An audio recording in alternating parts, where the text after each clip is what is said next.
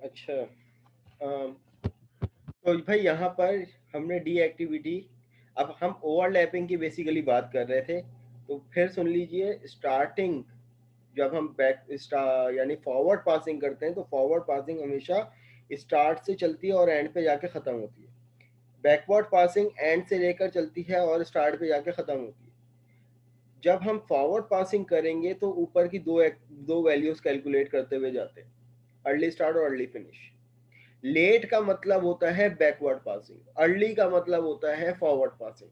सही है, सीधी सीधी सी चीज है।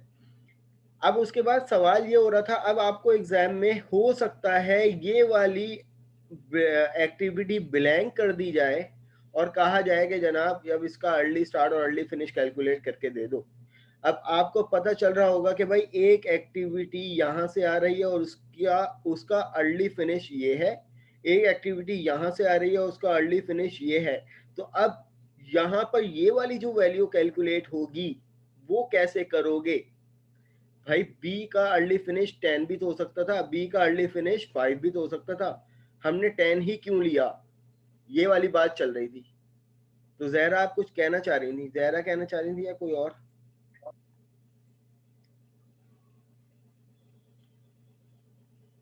नहीं नहीं, मैं कुछ नहीं कहना चाह रही थी। अच्छा, चलें फिर, बताएं कि क्यों हमने यहाँ पर 10 लेंगे, क्यों 5 क्यों नहीं लेंगे?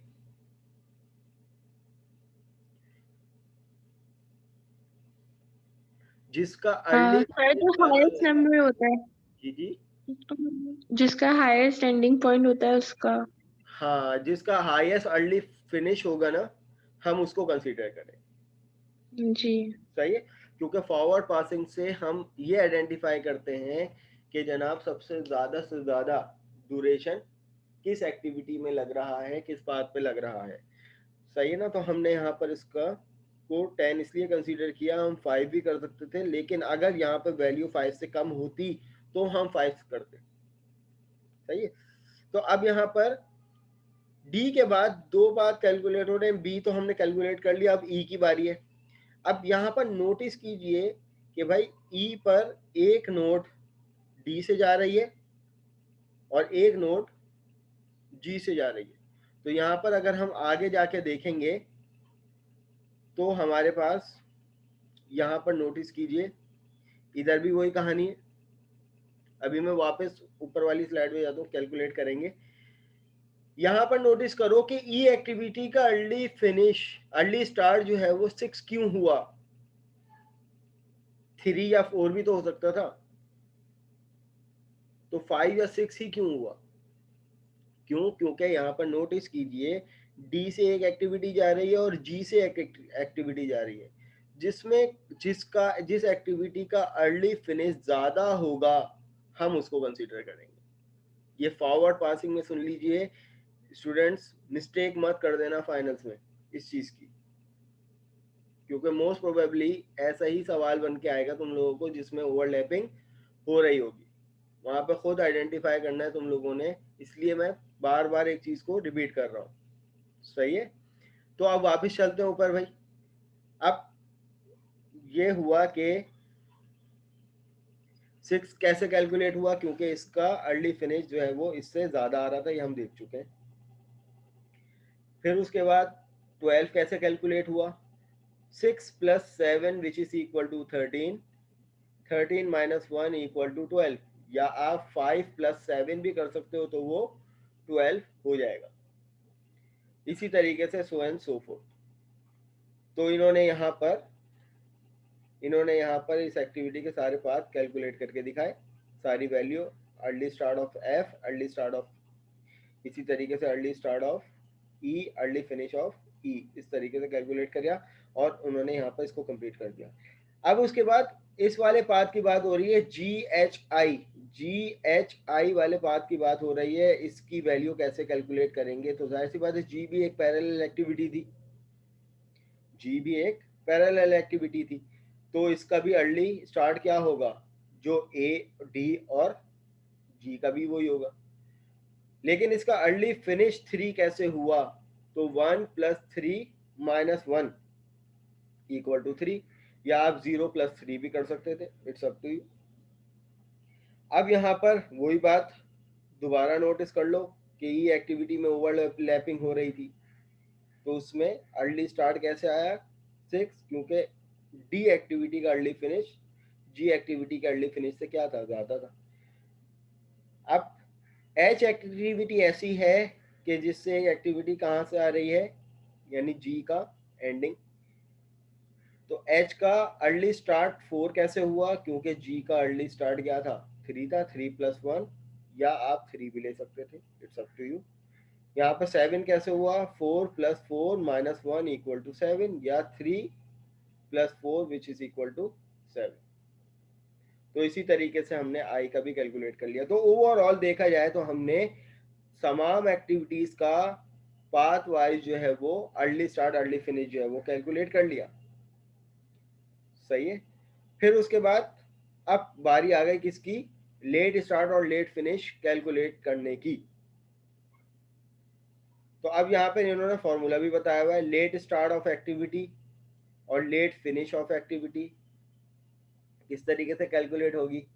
तो अब यहाँ पर नोटिस कर लो कि भाई 31 late start late finish of activity क्या थी, minus duration of activity plus 1।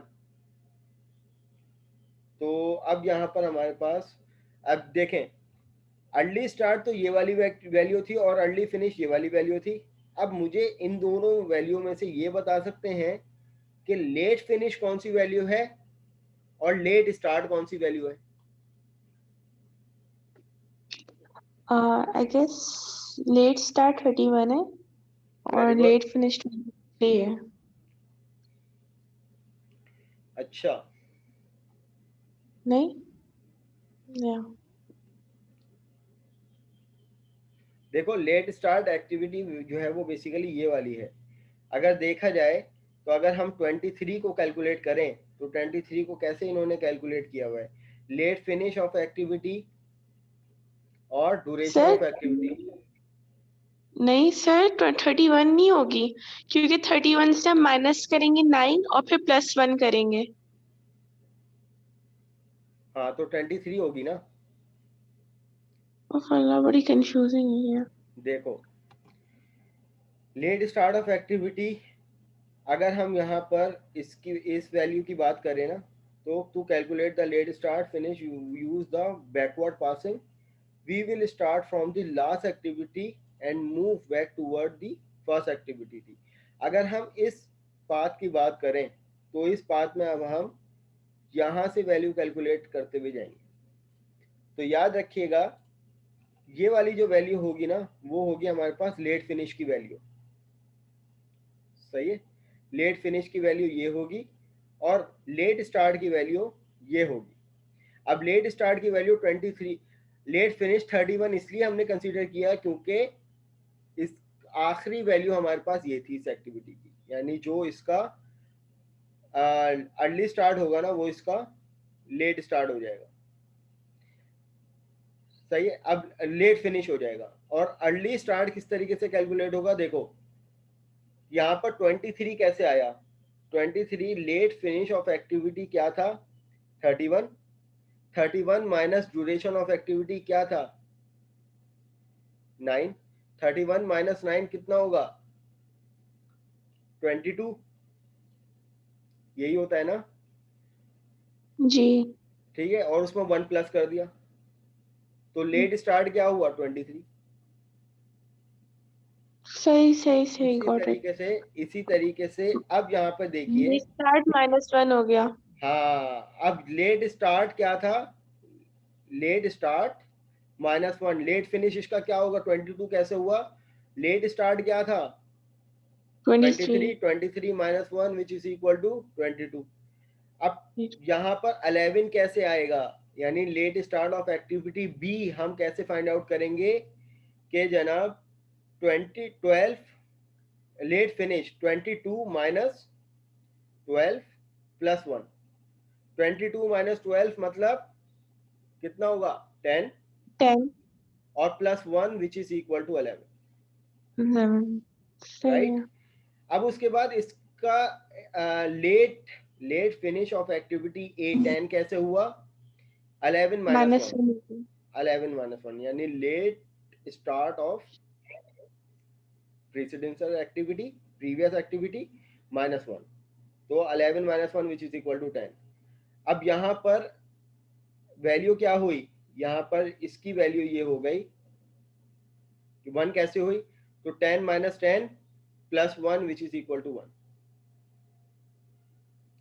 फिर आ जाओ यहाँ पर, चलो अभी यहाँ पर कैलकुलेट नहीं किया हुआ हमने, यहाँ पर कैलकुलेट नहीं किया हुआ, तो मुझे सिर्फ ये बता सकते हो कि इसके लेट स्टार्ट की वैल्यू क्या होगी, सॉरी लेट फिनिश की वैल्यू क्या होगी, late finish of F activity क्या होगी वैल्यू।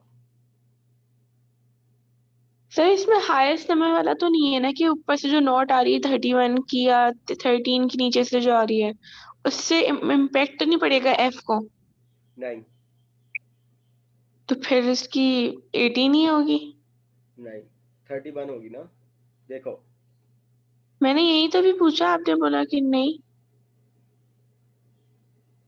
मैंने पूछा कि सी और आई जो है वो एफ को अफेक्ट करेंगे, क्योंकि नोट तो एक ही जगह जा रही है ना, एंड एक ही पे। जगह जा रही है, कोई फर्क नहीं पड़ेगा, 31 ही रहेगी। हाँ सही है। सही है, तो अब यहाँ पर इसका लेट फिनिश जो है वो 31 कैसे हुआ, क्योंकि हमारा क्रिटिकल पाथ की वैल्यू क्या थी 31। अब उसके बाद यहाँ पर नोटिस कीजिए कि जनाब 26 कैसे वैल्यू आई, यानी late start of activity F.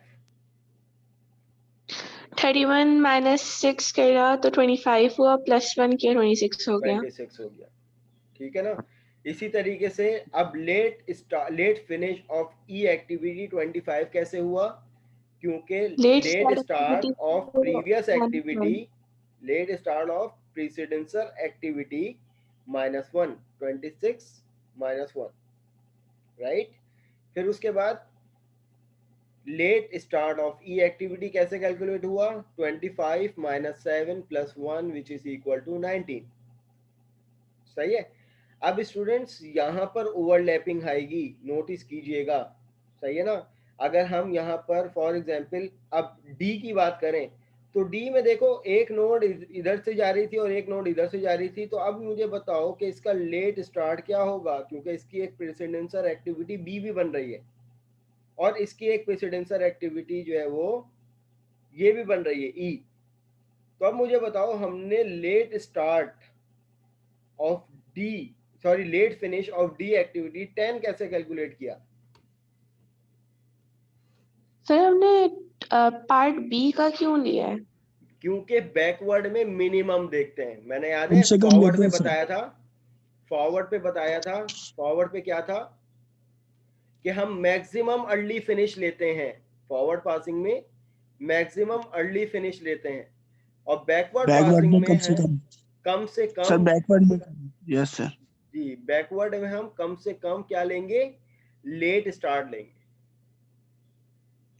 सही है, जो ये फॉर्मूला था ना ये वाला, कि भाई लेट फिनिश कैसे फाइंड आउट करोगे, तो late start of successor activity backward में हम जिसकी सबसे कम होगी हम उसको उठाएंगे।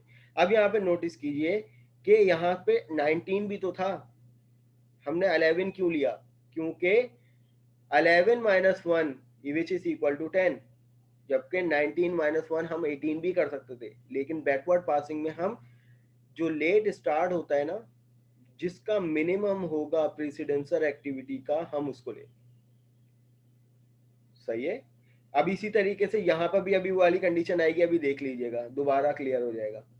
तो जनाब 11 - 1 विच इज इक्वल टू 10, अब इसका लेट फिनिश क्या होगा, इसका लेट फिनिश जनाब ये होगा कि 10 - 5 + 1 विच इज इक्वल टू 6।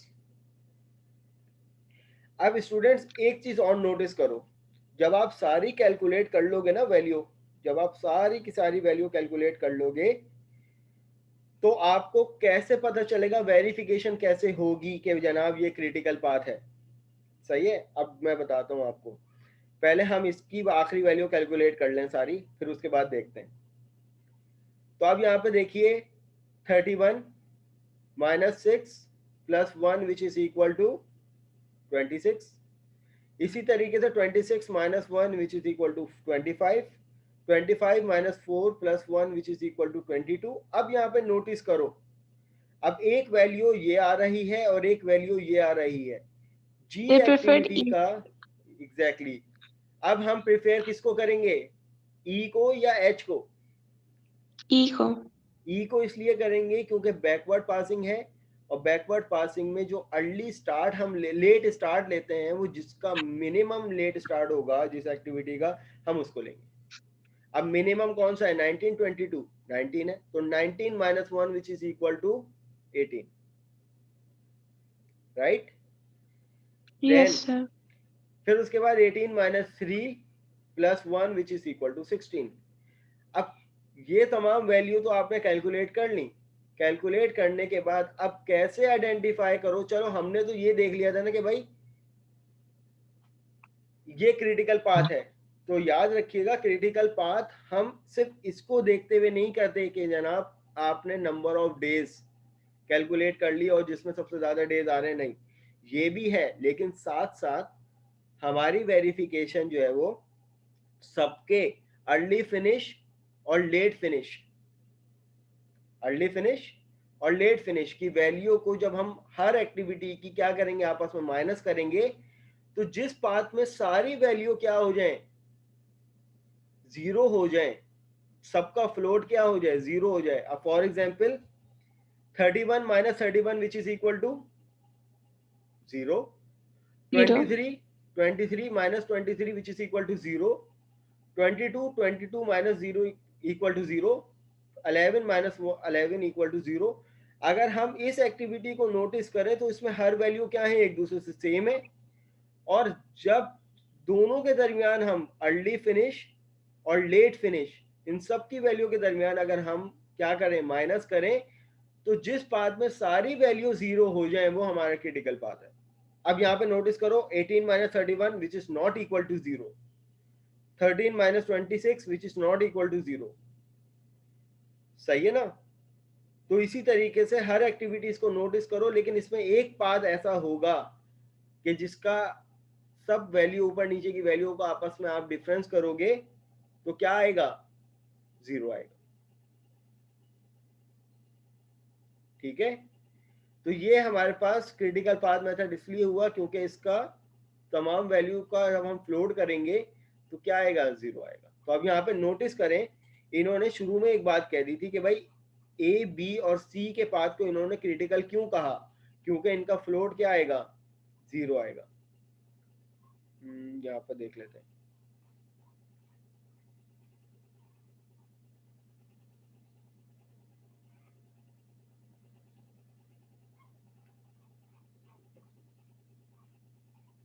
ये देखें, since the duration of the first path is longest, एक तो ये था कि भाई सबसे ज्यादा ड्यूरेशन इसमें आ रहा था, ठीक है, it is a critical path, the float on the critical path is zero, और इन सब का इस पूरे पाथ का फ्लोट क्या था, जीरो आ रहा था। तो अब यहां पर इन्होंने सारी वैल्यू कैलकुलेट करने के बाद late start late finish, calculate the late start early finish, calculate the late start, ठीक है।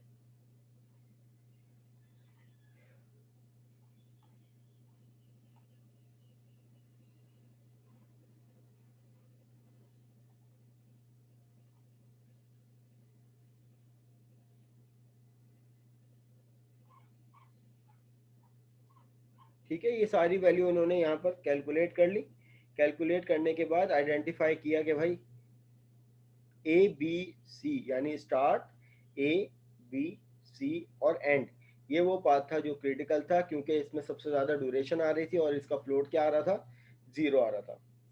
सही है भाई, ये कैलकुलेशन आप लोगों को परफॉर्म करनी पड़ेगी। अब इसमें कई तरीके से सवाल आ सकते हैं भाई, मैं फिर नोटिस करूंगा, इसमें जो नोटिस करने वाली बात है कि आपने नेटवर्क डायग्राम सही बनानी है तमाम रूल को फॉलो करते हुए, और दूसरी बात कि अगर ओवरलैपिंग आ रही हो, ओवरलैपिंग से मुराद मेरी सिर्फ इतनी है कि दो अलग अलग नोट से अलग अलग एक्टिविटी निकलकर एक सिंगल नोट पे जा रही हैं, तो जनाब बैकवर्ड पासिंग में हम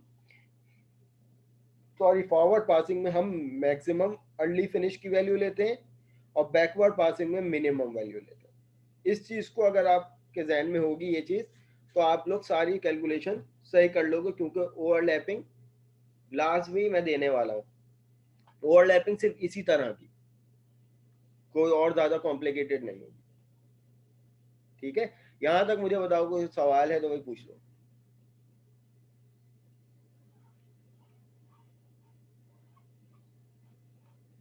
ऑल क्लियर? अब इस डायग्राम को देख के तुम लोग बना सकते हो ना नेटवर्क डायग्राम। जब नेटवर्क डायग्राम बन जाएगी तो हर नोड की तुम लोगों को ड्यूरेशन भी बताई हुई है, सही है। पूरा पाथ जब कैलकुलेट हो जाएगा, नेटवर्क डायग्राम बन जाएगी, पाथ आइडेंटिफाई हो जाएंगे, तो अब तुम लोग early start early finish, late start late finish calculate कर लो और उसके बाद आइडेंटिफाई कर लो सीधा सीधा कि भाई विच path is the critical path. Got it? Now अब जनाब तुम लोगों को एक मैट्रिक और सॉल्व करवाना था जो अब तक डिले होता जा रहा था।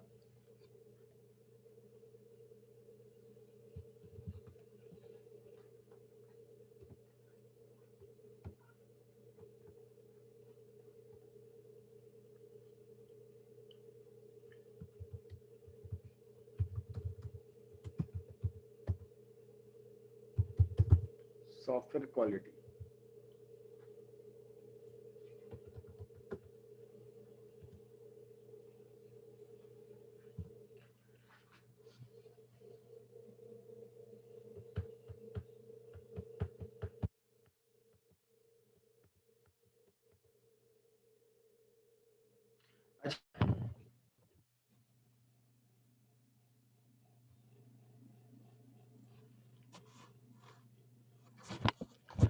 ऑलराइट, तो अब यहाँ पर सॉफ्टवेयर क्वालिटी की बात कर लेते हैं भाई। अच्छा जी, साथ साथ हम ये वाली स्लाइड भी ओपन कर लेते हैं।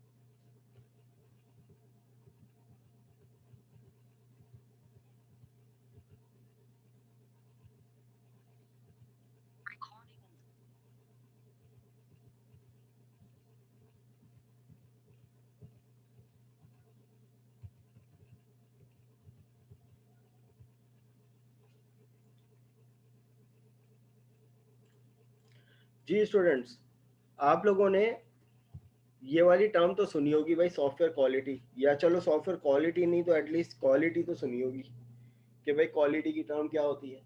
कोई डिफाइन करेगा क्या समझ में आता है क्वालिटी के वर्ड से?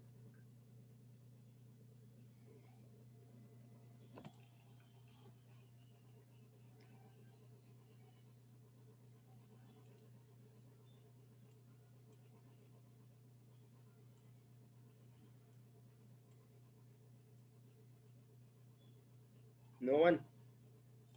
देखो, हमने अगर आप लोगों को याद हो मिड टर्म से पहले दो किस्म की रिक्वायरमेंट्स पढ़ी थी। एक पढ़ी थी फंक्शनल रिक्वायरमेंट्स और एक पढ़ी थी नॉन फंक्शनल रिक्वायरमेंट्स। ये तो पता होंगी आई होप सो कि भाई फंक्शनल रिक्वायरमेंट्स क्या होती हैं और नॉन फंक्शनल रिक्वायरमेंट्स क्या होती हैं। फंक्शनल रिक्वायरमेंट सीधी सीधी वो रिक्वायरमेंट्स होती हैं जो कस्टमर या यूज़र आपको खुद लिख कर दे कि भाई मुझे ये चीज़ें चाहिए, तो वो रिक्वायरमेंट्स जो आप पे वाजिब क्या फ़र्ज़ होंगी वो तो आपने करनी करनी है। लेकिन नॉन फंक्शनल रिक्वायरमेंट में वो रिक्वायरमेंट्स आती हैं जो आपको कस्टमर ने तो नहीं कही लेकिन उसको फुलफिल करना आप पर लाजिम है, तो उसमें ये आ जाती है सॉफ्टवेयर क्वालिटी। ठीक है ना, किसी भी प्रोग्राम की क्वालिटी क्या होगी। अब फॉर एग्जांपल इसकी आसान सी मिसाल इस तरीके से ले लो कि भाई आपने जिससे भी प्रोग्रामिंग फंडामेंटल पढ़ी होगी तो आपने यकीनन प्रोग्रामिंग फंडामेंटल या ऑब्जेक्ट ओरिएंटेड प्रोग्रामिंग का क्या बनाया होगा, प्रोजेक्ट बनाया होगा। अब आपके टीचर ने आपसे नहीं कहा होगा ये कि भाई मैं जब at the time of evaluation जब मैं आपके प्रोजेक्ट को इवेल्युएट करूं तो भाई किसी की एप्लीकेशन क्रश नहीं होनी चाहिए, ये नहीं कहा होगा, ठीक है। बट ये वो एट्रीब्यूट था, यानी ये वो पॉइंट था जो ऑब्वियसली आप लोगों को क्या करना था, फुलफिल करना था, भले से आपके टीचर ने नहीं कहा था। एक्सेप्शन हैंडलिंग का कॉन्सेप्ट, ट्राई कैच का ब्लॉक, तो उसमें क्या करते हैं, यानी एक्सेप्शन कब आती है, एक्सेप्शन को क्या कहते हैं, रन टाइम एरर। जब प्रोग्राम में रन टाइम एरर आता है तो उसका मतलब क्या होता है कि आपने प्रोग्राम चलाया, उसमें कोई कोड एरर नहीं है, लेकिन रन टाइम में जब आपसे वो मांग रहा था इंटीजर की वैल्यू, आपने दे दी स्ट्रिंग की वैल्यू, तो वहां पे आ जाती है एक्सेप्शन, सही है। और एक्सेप्शन क्या आती है, the value is not in the correct format, ये एक्सेप्शन आ जाती है और आपका प्रोग्राम जो है वो विदाउट एनी रिजल्ट ब्रेक हो जाता है। अब इस ये प्रोग्राम आपको ब्रेक ना हो और आप क्या करते हो कि जनाब उसको ट्राई कैच के ब्लॉक में बाइंड करके अब जो एक्सेप्शन जिसने आपका प्रोग्राम ब्रेक कर दिया वो ब्रेक ना करे, आपको कंसोल के रिजल्ट पे ही एरर बता दे कि भाई your value is not in the correct format, but आपकी एप्लीकेशन क्रश नहीं होगी, एक्सेप्शन की वजह से बंद नहीं होगी। तो अब ये क्या है, ये एक वो क्वालिटी मेजर था, यानी ये क्वालिटी एक्सपेक्ट था कि जो आपके टीचर ने आपको नहीं कहा, लेकिन आपने प्रॉपर एक्सेप्शन हैंडलिंग करी जिससे आपका टीचर जो है वो खुश हो गया, यार तुमने तो एक्सेप्शन हैंडलिंग किया, तुमने तो अपनी एप्लीकेशन को क्रश ही नहीं होने दिया। तो वो क्या चीज़ आ जाती है, वो क्वालिटी एक्सपेक्ट आ जाता है। क्वालिटी में सिर्फ ये चीज़ नहीं आती, हर सॉफ्टवेयर क्वालिटी वाइज अच्छा होगा। यानी सीआर साहब आपके पास गाड़ी है, कौन सी है,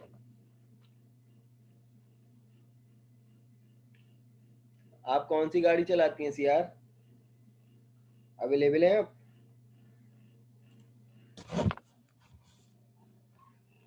भाई गाड़ी है किसी के पास? Sir Corolla. करोला है। क्या आप करोला को एक क्वालिटी कार कहती हैं? यस। क्यों? कंफर्ट, ड्राइव, सही है ना। एवरेज अच्छा है। अब ये वो एट्रीब्यूट्स हैं, ये वो मेजर्स हैं जो आपके रिक्वायरमेंट है। आप करोला को क्वालिटी कार इसलिए कहती हैं क्योंकि वो आपकी तमाम रिक्वायरमेंट्स को जो आप चाहती हैं वो फुलफिल करके देती है। अगर करोला कार एवरेज ख़राब देना शुरू कर दे और रास्ते में जगह जगह डगमगाना शुरू कर दे जिसकी वजह से आपको बहुत बड़ी प्रॉब्लम फेस करनी पड़ जाए, तो अब आप उसके साथ क्या करोगे?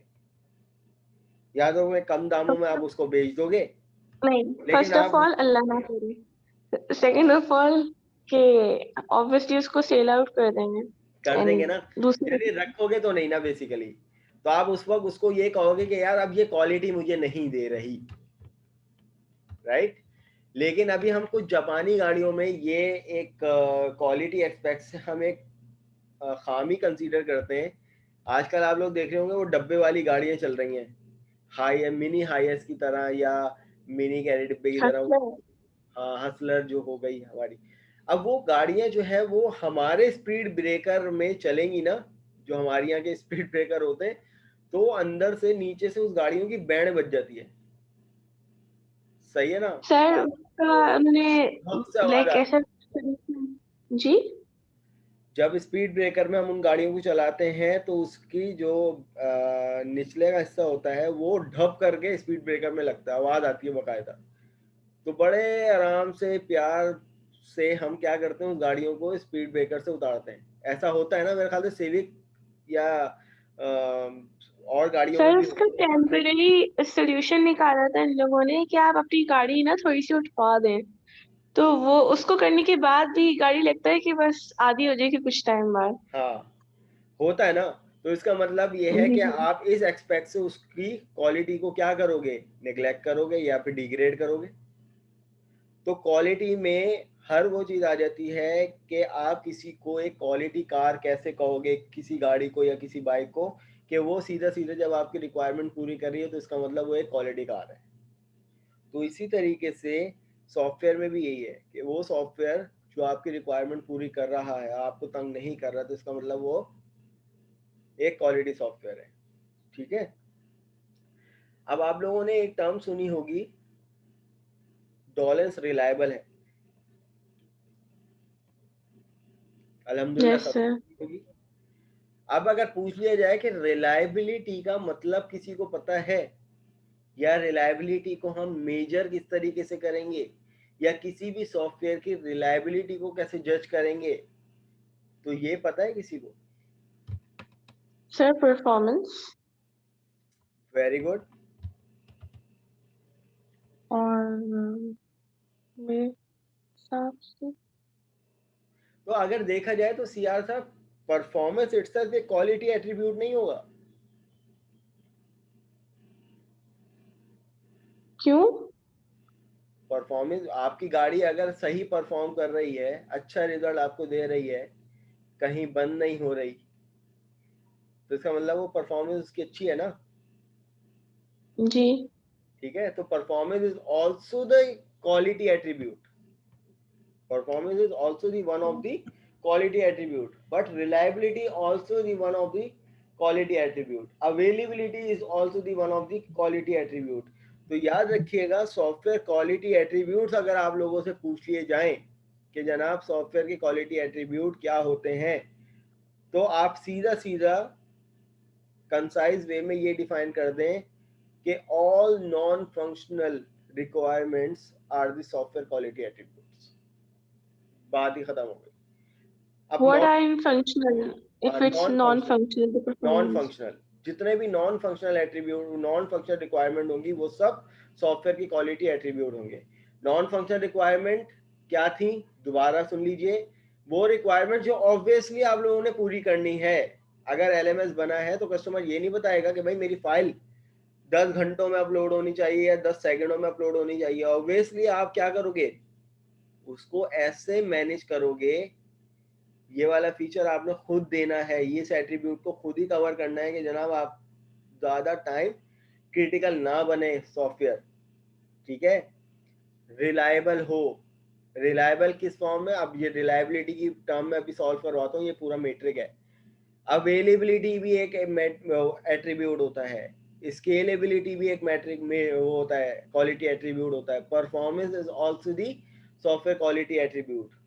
तो efficiency, availability, reliability, performance, they all are the software quality attribute. मैं यहाँ पे लिख देता हूँ। तो जनाब 1,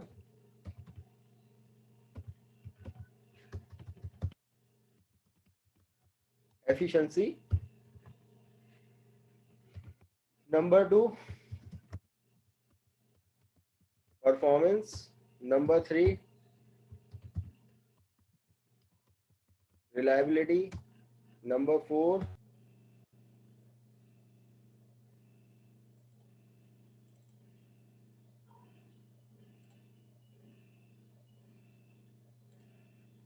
स्क्रीन शेयर हो रही है आप लोगों से, number 5,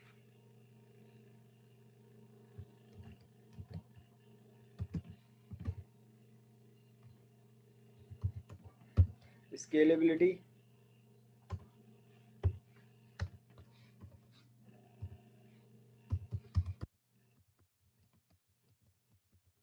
operability, so on. They all are the software quality attributes. ठीक है। अगर हम बात करें परफॉर्मेंस की, अगर हम बात करें अवेलेबिलिटी की, तो याद रखिएगा ना तो परफॉर्मेंस ना तो अवेलेबिलिटी हम मेजर कर सकते हैं जब तक कि हमें रिलायबिलिटी ना पता हो। सही है। स्केलेबिलिटी की टर्म क्या होती है, स्केलेबिलिटी की टर्म ये होती है कि अगर आपके पास सिस्टम आपका ऐसा होना चाहिए कि अगर हम उसमें मजीद कोई चीज़ें ऐड करते जाएं तो वो प्लग एंड प्ले वाली उसमें फीचर होना चाहिए। सही है। जैसे आर्डिनो का बोर्ड होता है, उसमें प्लग एंड प्ले वाला काम हो रहा होता है। आप ठग से एक प्लग जो है वो उसमें लगाओ, देन उसके बाद आप हंसते खेलते हो सिस्टम को चलाते जाओ। तो आपका सिस्टम भी, सॉफ्टवेयर सिस्टम भी ऐसा होना चाहिए कि अगर आप कोई भी नए फ्रेमवर्क उसमें ऐड करने चाहें तो वो आसानी से क्या हो सके, उसमें ऐड हो सके। इसी तरीके से परफॉर्मेंस और अवेलेबिलिटी, ये सॉफ्टवेयर क्वालिटी के एक ऐसे एट्रीब्यूट्स हैं कि जब तक कि हम इसको मेजर नहीं कर सकते, जब तक कि हमें रिलायबिलिटी का पता नहीं होगा। अब ये रिलायबिलिटी की टर्म क्या है, देखें, अगर हम रिलायबिलिटी की बात करें तो उसको मज़ीद हम क्या कहते हैं, उसको मज़ीद कहा जाता है मीन टाइम बिटवीन फेलियर, जिसको हम कह देते हैं MTBF। सही है ना? तो रिलायबिलिटी क्या है, मीन टाइम बिटवीन फेलियर। अब ये मीन टाइम बिटवीन फेलियर क्या है, तो ये याद रखिएगा, mean time between failure which is equal to mean time to failure plus mean time to repair. ये रिलायबिलिटी का फॉर्मूला है बेसिकली। और रिलायबिलिटी हम किसको कहते हैं, रिलायबिलिटी का मतलब दूसरा ये भी होता है मीन टाइम बिटवीन फेलियर। अगर हम मेजरमेंट के हवाले से जाएंगे तो ये वाली टर्म यूज होती है, और अगर हम जर्नल टर्म की बात करें तो वो रिलायबिलिटी कहलाती है। समझ में आ रही है ये चीज़? चाहे तो नोट डाउन कर लें, 4 या 5 नंबर का सवाल इसमें से तुम लोगों को देने वाला हूँ फाइनल टर्म में। अब ये रिलायबिलिटी की टर्म तो हमें पता चल गई कि भाई it is the sum of the mean time to failure and mean time to repair, but हमें ये वाली टर्म भी तो पता होनी चाहिए कि भाई मीन टाइम टू, मैं MTTF को कह देता हूं मीन टाइम टू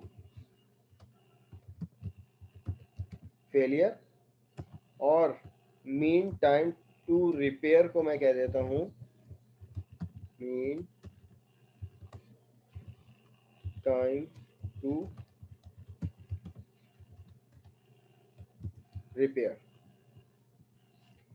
इन दोनों टर्म से समझ में आ रहा है क्या हो सकती है दोनों टर्म, कि भाई रिलायबिलिटी आप इन दोनों टर्म को मेजर करते हुए निकालते हैं, और ये भी आइडेंटिफाई करते हैं कि जनाब अगर हम रिलायबल इसको कह ही क्यों रहे हैं। सही है? तो आप लोगों ने खुद इस बात को जज करना है। चले अब मैं सॉल्व करवाता हूँ। फॉर सपोज सॉफ्टवेयर ए, एक सॉफ्टवेयर ए है और एक सॉफ्टवेयर बी है।